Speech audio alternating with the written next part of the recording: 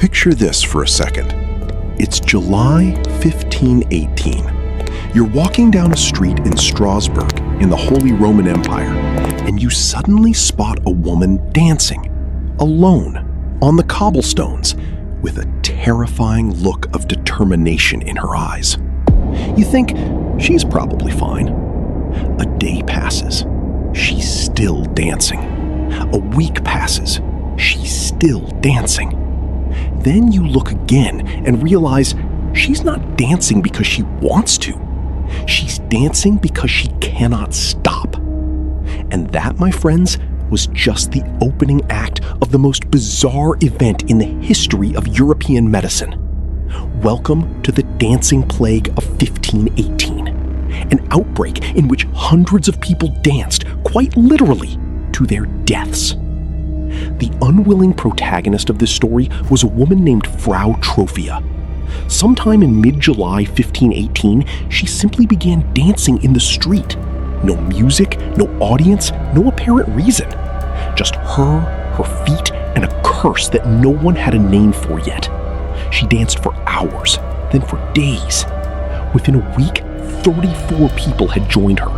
Within a month, the number had climbed to 400 people dancing through the streets of Strasbourg simultaneously.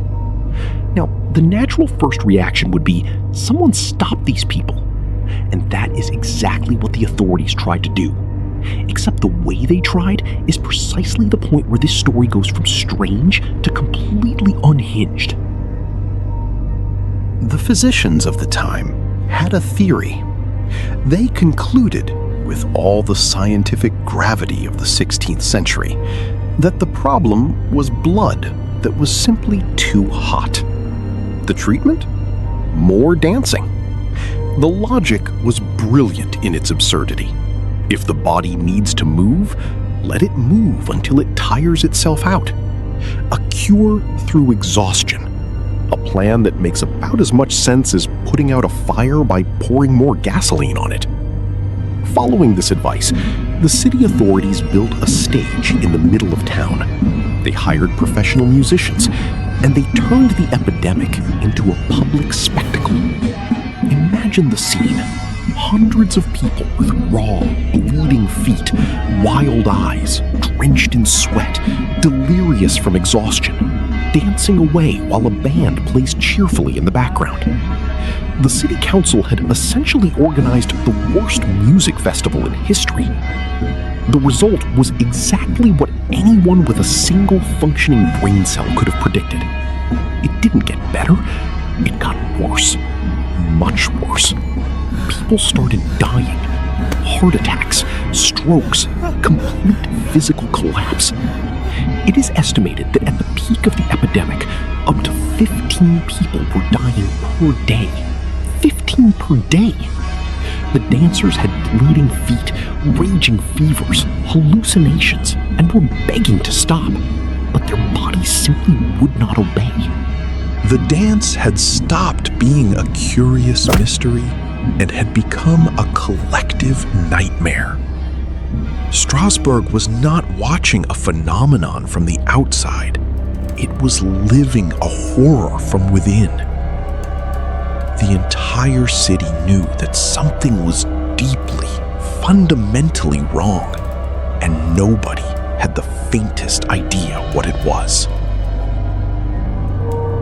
When it became clear that the therapeutic dance strategy had failed in spectacular fashion, the authorities finally changed course. They decided the problem wasn't medical at all, it was spiritual. The official conclusion? The wrath of Saint Vitus had descended upon the city. Because, obviously, what other explanation could possibly make sense? The dancers were carried, literally carried, as many could no longer walk, to a shrine dedicated to the saint in Saverne. There, amid prayers, exorcisms, and religious rituals, the dancing finally began to subside. Within weeks, it had stopped entirely. Saint Vitus had been appeased, or at least that's what everyone preferred to believe. And so the dancing plague of 1518 ended. not with a diagnosis, but with a prayer. But what actually happened? That is the question historians and scientists are still debating to this day, and the answers are equally fascinating. The first theory points to ergotism, poisoning caused by the fungus Claviceps purpurea, which grew on damp rye, the dietary staple of the region.